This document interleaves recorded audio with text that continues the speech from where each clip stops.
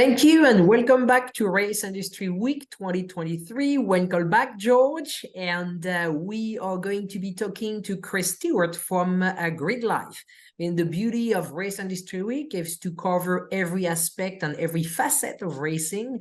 And of course, professional racing like IndyCar, we just had a few minutes ago with Jeff Wright, but Gridlife is really at the essence of grassroots racing. And what Chris has created with his series is absolutely incredible, and building this new audience of younger racer and music and festival, and it's absolutely brilliant. So Chris is with us. Good afternoon, Chris.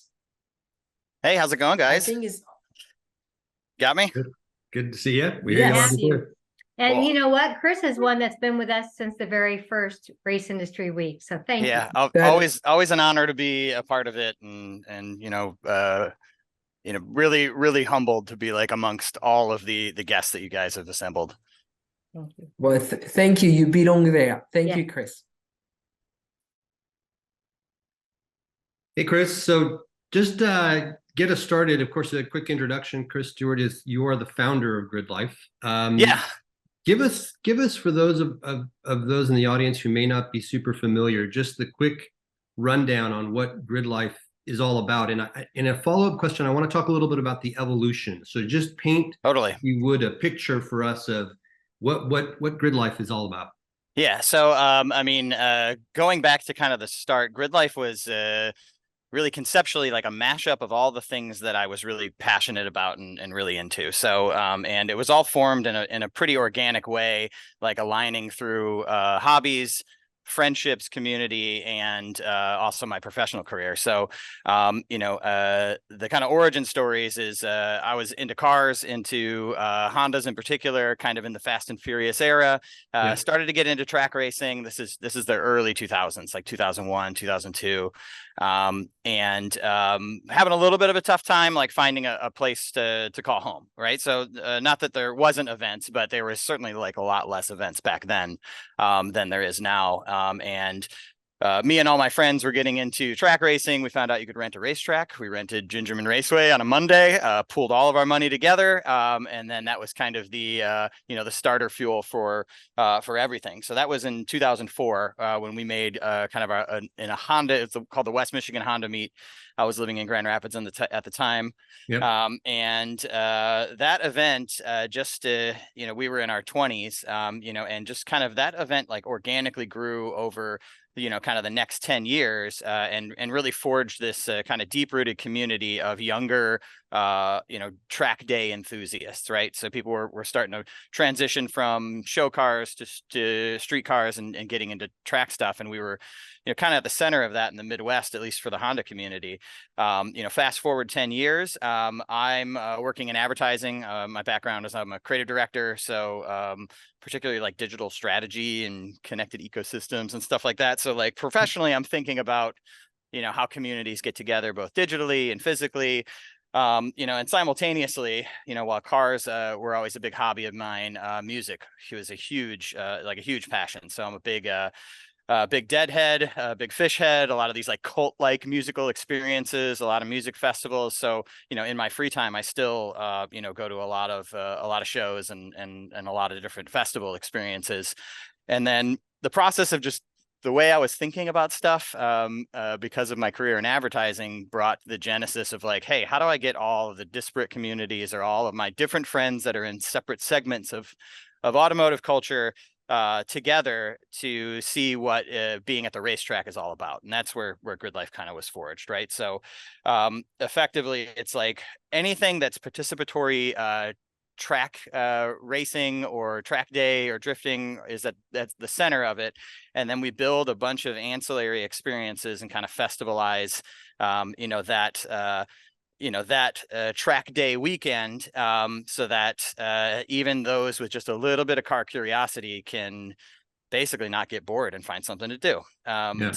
So that was the genesis and kind of the original intention of Gridlife. Since we're going into our 11th season, And it's, I don't know, it's wild to think about like the evolution, you know, and where we started and where we're at now, and just the things that we're talking about, and how far ahead we're like thinking, and you know, any like type of goals that we set in that first you know, inaugural year, we've like blown past them, you know, and are kind of like not quite in space a little bit, but there's just a lot of different roads ahead of us, you know, in regards to what we've been able to build. From what so you haven't announced your 2024 schedule yet, but 2023 I think was your biggest year with 12 events. Correct. Which is a huge step up from what 2017, 2018 you only had 3 events. Yeah. So we yeah, like I think we, with like kind of like ancillary events, like other little small, like what we call special events, I think there was 14 in total last year. But I think that we kind of like found the edge for sure, in regards to what you know, what's feasible and comfortable, you know, last year. But it's, you know, we've just gotten so many really great opportunities, and there's so many individuals. Like, even I just saw something pop up in the chat, like Gridlife coming to Florida, you know. So there's so many of these like opportunities to you know, kind of start to build communities, and you know, like I think we're getting better and getting pretty good at like, you know, kind of hedging our bets in regards to like where we go and what we do. So the 2024 schedule, we have at PRI, and you know, just a little over a week and a half, we do a conference on Friday called the State of the Grid, where we gather up all the drivers that happen to be there, and kind of anyone that's in our community that you know, is at PRI, or anyone that wants to join the community. And then we kind of run through everything that happened the previous year, kind of the intentions of the series and things that we're thinking about, and really just kind of open the book in regards to like where we're headed. And then we're going to be announcing our schedule at PRI on that Friday. Cool. So one of the things that I see is how the series has sort of evolved, and the layers that you've added. You know, you've gone from time attack, drift, car show music, to now even some events have some door-to-door racing completely. So was that evolution sort of, again, you mentioned the term organic earlier, was that evolution organic, or have you always been with an eye to building this plan of adding more layers of competitive environment into the Gridlife theme? I mean, I think everything that we do, we try to make community driven, right? So like, while we are a business and sustainability is really important, sustainability is like kind of the key word, and then community fulfillment is like the other one, right? So like, you know, like, so all of the things that we've done, we do have the luxury. I mean, I guess that's like shrinking a little bit as the events get more frequent and the team gets a little bigger, that we're a little bit slower boat, you know, in regards to like being able to try stuff and throw things and at the wall and see what sticks, you know. But we still do have the luxury to kind of be like, I wonder, hey, here's an idea. Let's like beta this. Let's like start to roll it out. Let's talk to the community and see if this is something that they're looking for. You know, but yeah, we started, I mean, and again, going all the way back to our origins, you know, we were a track day organization, you know, kind of focused on providing a full kind of weekend experience for that younger demographic, right? And then when we added competition, the first time, we did a couple of time attacks before the first year of Gridlife in 2014, but then that's when the competition piece came into play. And you know, like, time attack kind of grew to this point, and then we had just kind of built a community where we had a bunch of, you know, wheel-to-wheel racers, or individuals who are racing in other series, or people who had a desire to kind of jump into that. And then Adam, the other co-founder, so my partner in all of this, he's a you know, longtime wheel-to-wheel racer. So that's like really his passion, and that's where the GLTC rule set came into play. And we did our first wheel-to-wheel race in 2019, but we also worked on it for 3 years. You know, like, we really like, we're careful and calculated, and you know, did a lot of surveying and talked to a lot of individuals, because it's usually our philosophy.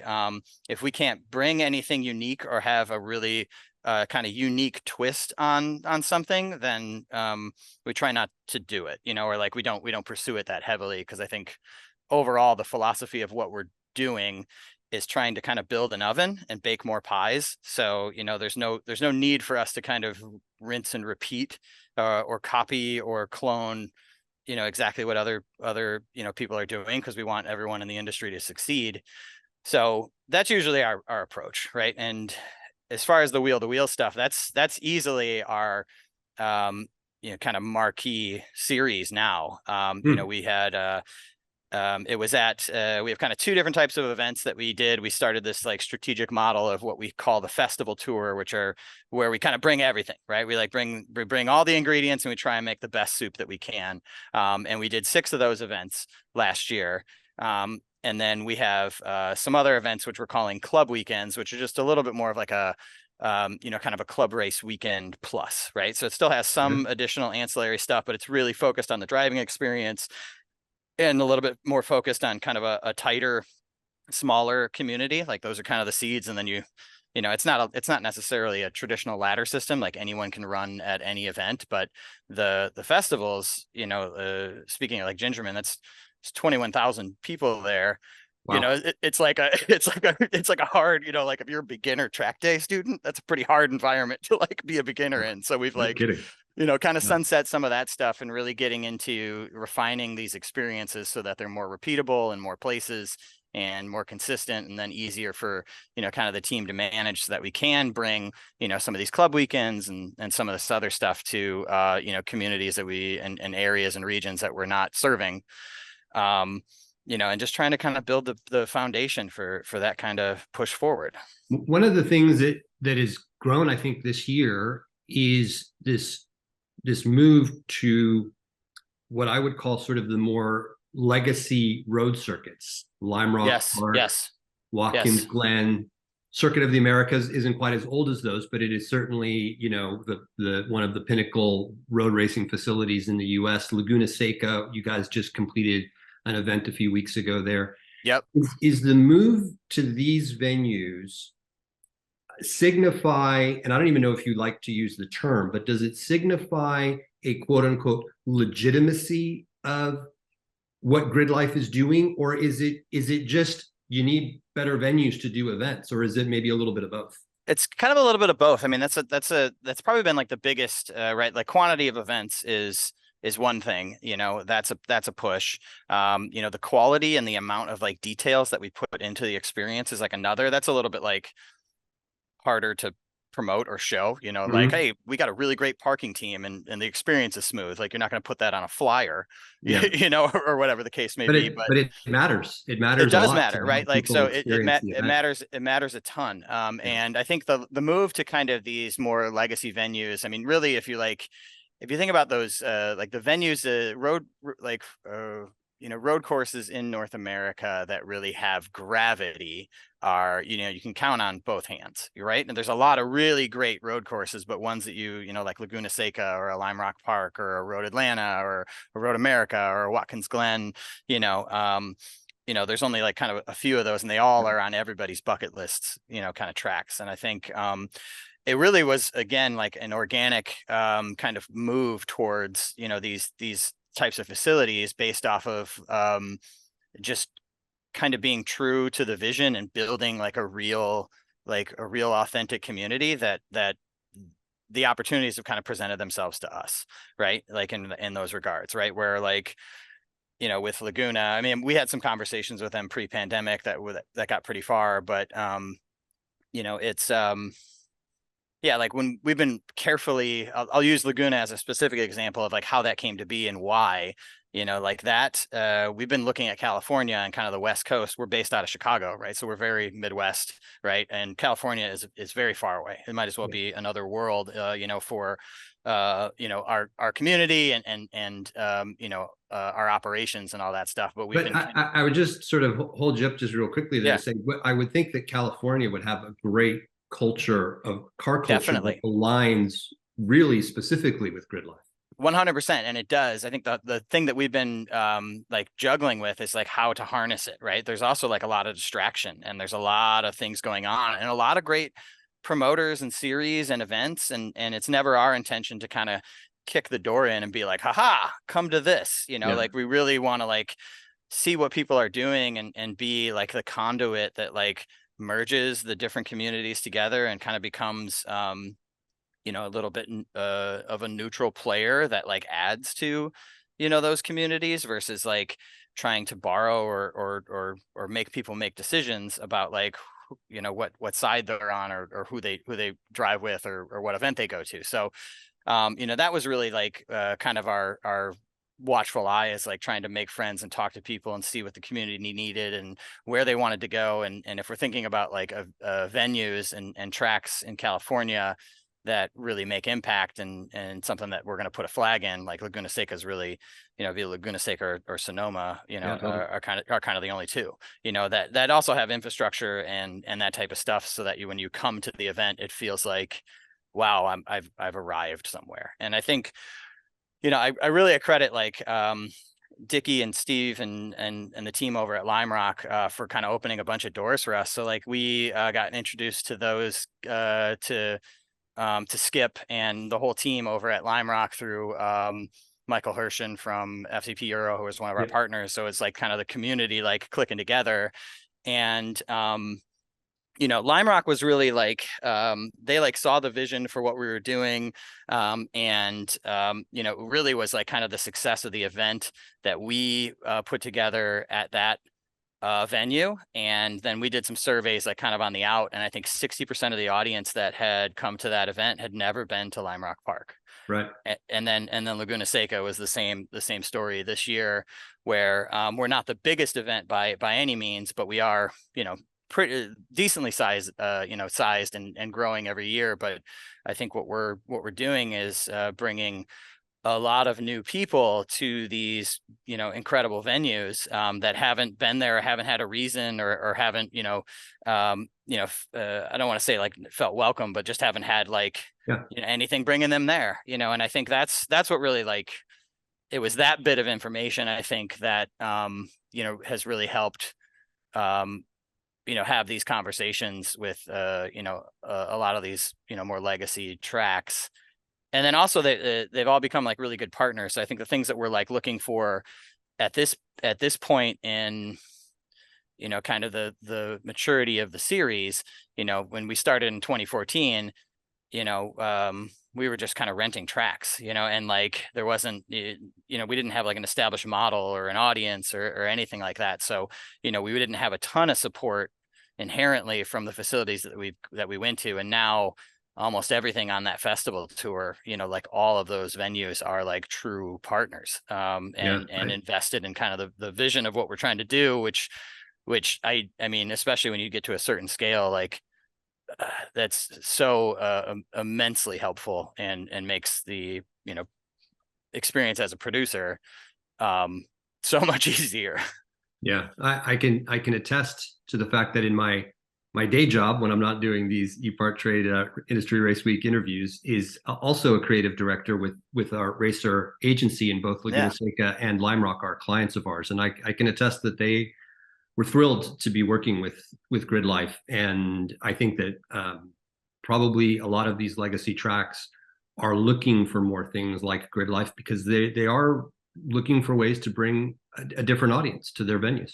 Yeah, or at least like I mean, there's automotive enthusiasts that are out there. I think you know, there's kind of this life cycle for, you know, individuals that get into cars, right? They get a car they like, they start sticking stuff on it, they start building it, you know, they kind of go in one of a few different directions, you know, in regards to like what niche or what clique they roll into, and they either like keep going, you know, with that passion and like carry it with them for the rest of their, you know, like, and go deeper and then carry it with them for forever, or they kind of just fall into like, hey, general car person, generally into cars, you know. And I think it's our intention, you know, at least like you know, our Midwest events kind of the model, like when we book music, we're very clear that this is a music festival with an automotive theme, but we're like looking at artists that are going to bring effectively 23-year-olds to a racetrack, right? And then if we can grab curiosity from any one of those and turn you know, those that are car curious into car enthusiasts, then, you know, then that's a win, especially around racing, you know, and motorsports specifically. I think that you open up sort of two threads that I wanted to explore with you. There's probably a lot of crossover in this question, but one of the things is that Gridlife is very much a lifestyle event. Even though there are now more and more competitive elements, I think that it's still at its core is a lifestyle event. And so you have now, points for time attack and points for various entities. But I know that one of the things that you guys want to do is get rid of a lot of the barriers to entry in terms of where a lot of legacy motorsports has come up against problems is that the more cars that are involved, the more classes there are, the more rules there are, the more complicated and expensive it tends to get. Yep. And that creates a lot of friction for people even who are interested in getting involved in motorsports, but then they open up a rule book or they open up an entry form and they're at a loss. Yeah, car like goes where do I? and Yeah. so you guys, I think, have worked hard to mitigate to the extent that you can against a lot of those layers of complexity that traditional motorsports has just over time has just added more layers to their puzzle. Yep. The other side of this sort of the same question is that in traditional motorsports, there is a lot of fretting about the general aging of the audience and the lack of getting newer participants, younger generations, even just, I think that there's just a general conversation about, do young people even want to drive anymore? Yeah. And so I'm really curious about your take on it, because you are reaching that audience, you are proving that that audience exists. So where do you think that Gridlife is succeeding, where maybe some other forms of motorsport are struggling to gain traction with an audience that is, you said car curious as an example, there's an audience that loves cars, but maybe doesn't love them in the traditional way that some previous generations have grown up with? Yeah. No, I mean, I think in regards to like like kind of the first part of that question, complexity of entry and complexity of motorsports, that's become definitely a struggle as we've gotten more mature, right? So like the competition's getting significantly more intense, and the builds are getting more higher dollar amounts, it's sort of the nature of the beast, right? Like somebody goes fast, I'm gonna go faster. So now you've brought in more complexity into the deal.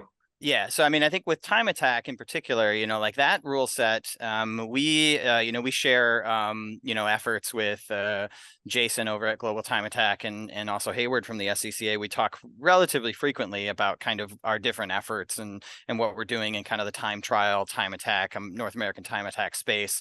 So I think it's our goal to kind of be somewhat, not do the same thing, but be somewhat complementary, in regards to like how that stuff plays out. I mean, our rule sets, we've got 7 classes and that's all we'll ever have. And we evolve those classes for,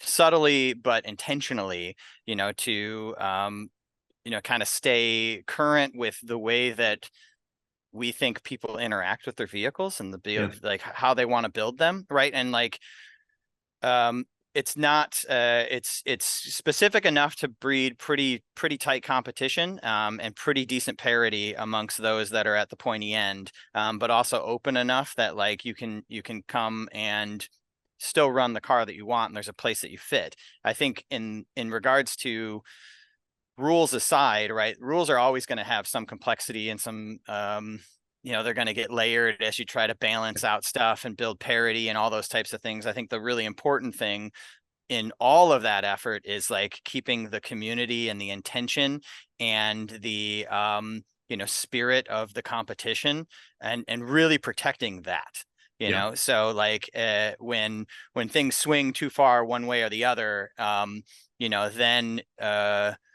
egos and energy and that type of toxicity can get in, and then it gets like more complicated, right? Like we're not going to try to be everything to everyone because there's plenty of other great places that can be what you need.